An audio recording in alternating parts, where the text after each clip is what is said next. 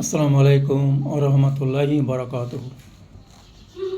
কাছের দূরের দেশ ও বিদেশের যে যেখানে আছেন সবাইকে জানাই সালাম, শ্রদ্ধা, শুভেচ্ছা, ভালোবাসা।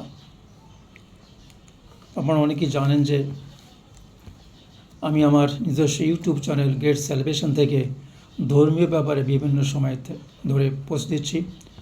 কয়েকশো কন্টেন্ট প্রায় আমার এই চ্যানেলে আছে, সবাইকে দেখার ও জানার অনুরোধ রইল।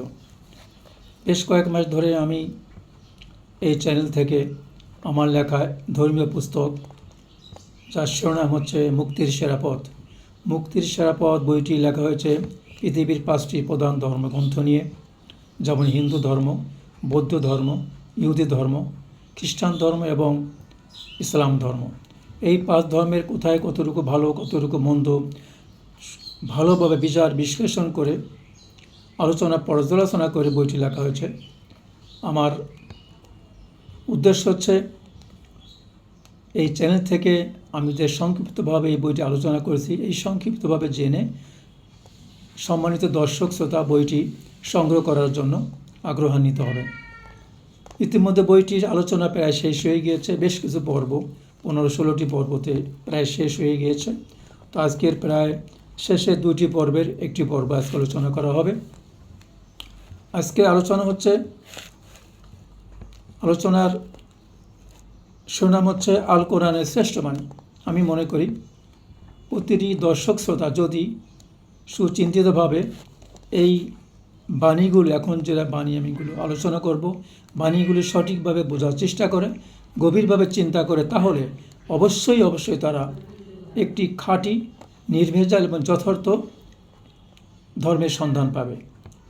আসুন আমরা জেনে নেই পবিত্র আল কোরআন থেকে বাছাইকৃত, নির্বাচনকৃত যে শ্রেষ্ঠ বাণীগুলো আমি এই অধ্যায়ে উল্লেখ করেছি, সেইগুলো আমরা জেনে নিই। নাম্বার 1, আর যে ব্যক্তি ইসলাম ব্যতীত অন্য ধর্ম অন্বেষণ করবে তার থেকে সেটা গ্রহণ করা হইবে না, আর সে ক্ষতিগ্রস্তদের মধ্যে অন্তর্ভুক্ত হইবে। সূরা আল ইমরান আয়াত নম্বর 85। নাম্বার 2, আজ তোমাদের জন্য তোমাদের দিন পরিপূর্ণ করিলাম এবং তোমাদের প্রতি আমার অনুগ্রহ সম্পন্ন করিলাম এবং ইসলামকে তোমাদের দিন পছন্দ করিলাম।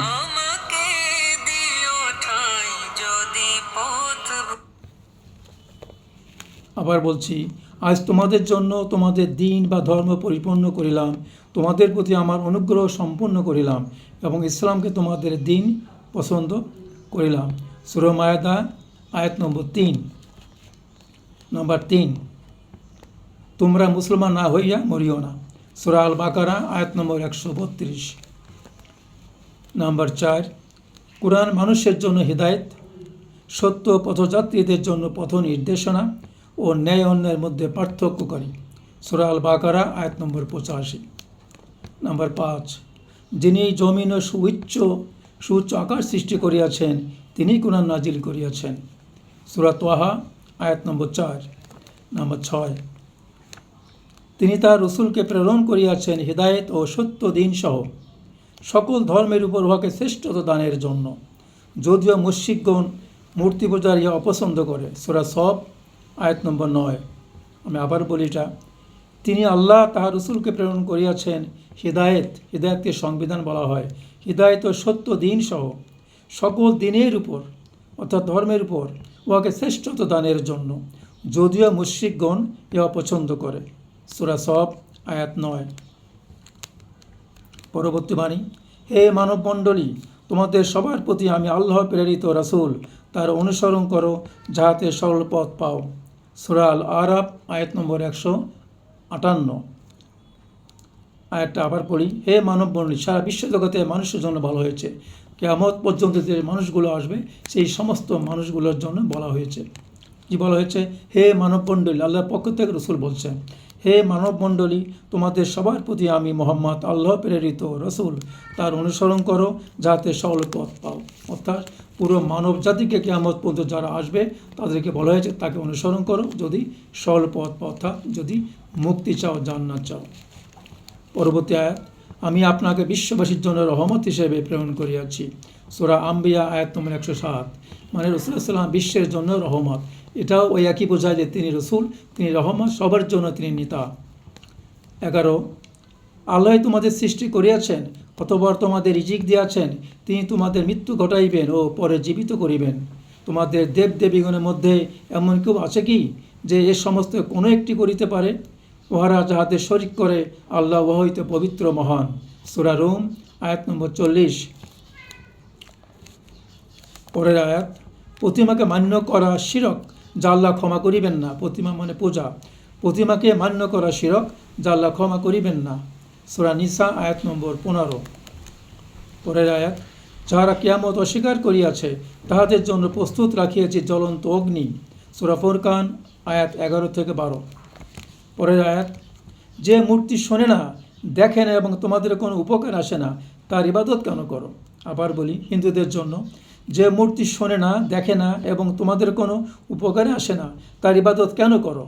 সূরা আল মারিয়াম আয়াত 42। পরের আয়াত, যেই কোরআন হইতে মুখ ফিরিয়া নিবে, সে কিয়ামতের দিন বোঝা বহন করিবে।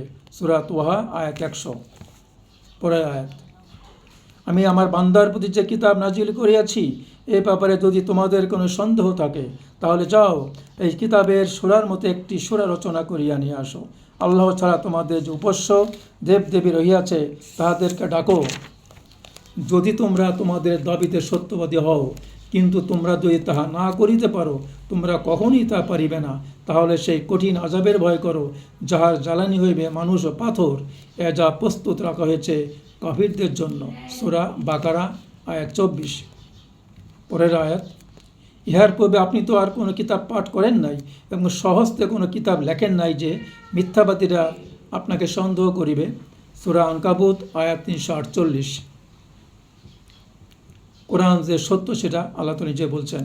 পরের আয়াত, তাহাদের এমন কত অংশীদার আছে, যারা তাহাদের জন্য দিনের মধ্যে এমন আইন বিধান প্রণয়ন করে, যার অনুমতি আল্লাহ দেন নাই।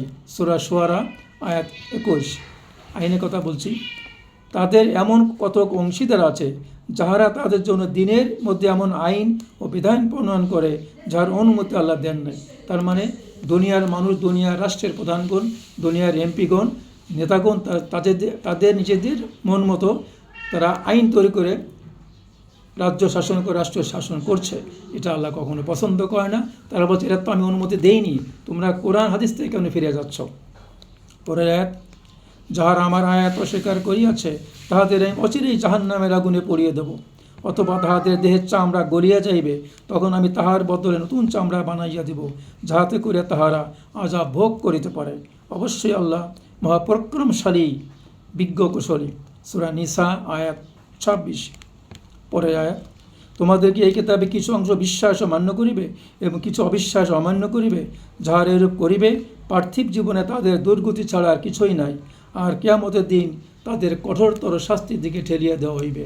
সূরা বাকারা আয়াত 85। পরের আয়াত, আল্লাহ রাসূলের উপর ঈমান আনিয়া জান ও মাল দিয়া আল্লাহ রাস্তায় জিহাদ করো, গুনাহ মাফ হইবে, জান্নাত পাইবে। আল্লাহ রাস্তায় কাজ করার কথা বলেছে, জিহাদ প্রয়োজনে জিহাদ বা যুদ্ধ করার কথা বলেছে। আল্লাহর দিন প্রতিষ্ঠার জন্য, আল্লাহ দিনের পথে, দিনের জন্য, দুনিয়ার জন্য নয়। পরের আয়াত, তাহারকে আল্লাহর বিধানের পরিবর্তে অন্য কোনো বিধানের সন্ধান করিতেছে, অথচ আসমান জমিনে যাহা কিছু আছে, ইচ্ছায় হোক কিংবা অনিচ্ছায় হোক, তাহার আল্লাহ তাআলার সামনে আত্মসমর্পণ করিয়াছে এবং প্রত্যেকেই তো তাহার কাছে ফিরিয়া যাইতে হইবে। কত দামি, কত মূল্যবান আয়াত। আল্লাহর বিধানকে বাদ দিয়ে তুমি কে ভাই? তুমি নিজে আইন তৈরি করো, তুমি কে? তোমার সৃষ্টিকর্তা কে? তোমার দুনিয়া তৈরি করছে কে? তোমার খাবার দেয় কে? রিজিক দেয় কে? আহার দেয় কে? তোমার কাপড় চোপড় কে দেয়? তোমাকে কে বাঁচিয়ে রেখেছে? তোমার কে মৃত্যু দিবে? বুঝতে হবে। আমি আয়াতটা আবার বলছি, তাহাদেরকে আল্লাহর বিধানের পরিবর্তে অন্য কোনো বিধানের সন্ধান করিতেছে, অথচ আসমান জমিনে যাহা কিছু আছে, ইচ্ছায় হোক অনিচ্ছায় হোক, তাহারা আল্লাহ তাআলার সামনে আত্মসমর্পণ করিয়াছে। আল্লাহু আকবার। Bow down to the almighty Allah. এবং প্রত্যেকেই তো তাহার কাছে ফিরিয়া যাইতে হবে। মানে সারা বিশ্বে যা কিছু আছে সবাই আল্লাহর কাছে মাথা নত করে আছে, ইচ্ছায় অথবা অনিচ্ছায়। আপনি তার বিরুদ্ধে কেন যাবেন? পরের আয়াত, স্মরণ করো, মরিয়ম পুত্র ঈসা বলিয়াছিল, হে বনী ইসরাইল, আমি তোমাদের নিকট আল্লাহ কর্তৃক প্রেরিত এবং আমার পূর্ব হইতে তোমাদের যে তাওরাত আসিয়াছে, আমি তাহার সমর্থক, এবং পরে আহমদ নামে যে রসুল আসিবে, আমি তাহার সুসংবাদদাতা। সূরা সফ আয়াত অংশ 6। বাইবেলে এই আয়াতটা আছে, কিন্তু খ্রিস্টানগণ সেটা অমান্য করে। অর্থাৎ আহমদ নবী সাল্লাল্লাহু বুঝিয়েছে, সে আসবে, তাকে তোমরা অনুসরণ করো। আর 3টে আয়াত আছে। পরের আয়াত, কোরআন তো বিশ্ব জগতের জন্য উপদেশ, মানে বিশ্ব জগতের সমস্ত মানুষ কোরআন শুনবে, এটাই বাধ্যবাধকতা, কিন্তু আমরা শুনছি না। মুসলমানদের মধ্যেও 2-1 শোনে না, আর বিধর্মী তো আছেই, তারা আছে শোনার ধারে না। কোরআন তো বিশ্ব জগতের জন্য উপদেশ, ছেলে খেলা কথা না, কথা ছোট, বিশাল বড় এর মূল্য, এর গুরুত্ব। সারা বিশ্ব জগতের মানুষের জন্য কোরআনকে উপদেশ বলা হয়েছে, তার মানে প্রত্যেকটা মানুষ মাস্ট অ্যান্ড ম্যান্ডেটরি কোরআনের বিধান মেনে চলবে। পরে আয়াত, এ কোরআন বিশ্ব জগতের মালিকের নিকট হইতে অবতীর্ণ, সে মোহাম্মদ যদি কিছু রচনা করে আমার নামে চালাইয়া দিতে চেষ্টা করিত, আমি তাহাকে কঠোর হস্তে দমন করিতাম এবং তার কণ্ঠসেরা কাটিয়ে দিতাম। কত ভয় দিয়েছে মোহাম্মদ সাল্লাল্লাহু আলাইহি সাল্লামকে, যে সে নিজের থেকে কিছু করে না। আমি আবার বলি, এ কোরআন বিশ্ব জগতের মালিকের নিকট হইতে অবতীর্ণ, সে মোহাম্মদ যদি কিছু রচনা করিয়া আমার নামে চালাইতে চেষ্টা করিত, আমি তাহাকে কঠোর হস্তে দমন করিতাম এবং তার কণ্ঠসেরা কাটিয়ে দিতাম। সূরা হক আয়াত নম্বর 43, 44, 45 ও 46। লাস্ট আয়াত, আল্লাহর পছন্দ ধর্ম ইসলাম, আল্লাহর পছন্দ ধর্ম ইসলাম, সূরা আল ইমরান আয়াত 19। আসুন আমরা সঠিকভাবে এই কোরআনের যে শ্রেষ্ঠ বাণীগুলো আমি আলোচনা করলাম, এইগুলি সঠিকভাবে চিন্তা করি, বোঝার চেষ্টা করি, গভীরভাবে বিচার বিশ্লেষণ করি। আমি শতভাগ আশা করি মানুষ এই বাণীগুলি পড়ে অবশ্যই সঠিক দিনের সঠিক পথের সন্ধান পাবে।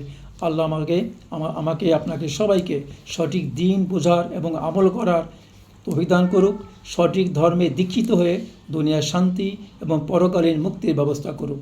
আসসালামু আলাইকুম ওয়া রাহমাতুল্লাহি ওয়া বারাকাতুহু।